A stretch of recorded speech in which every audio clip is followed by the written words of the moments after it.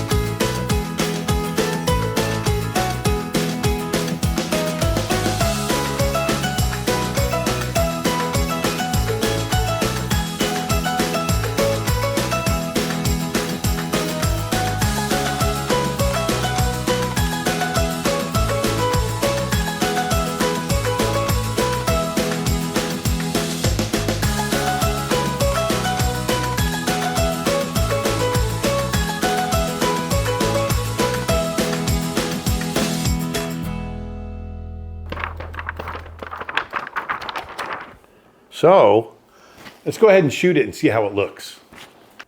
So we got it shot. I think it looks pretty good. So with this being a kid's run, I've exaggerated everything. The stride is kind of big, the arms are really swinging, and the timing is quick. I'm pushing the poses to feel light and energetic, almost like they're flying between steps.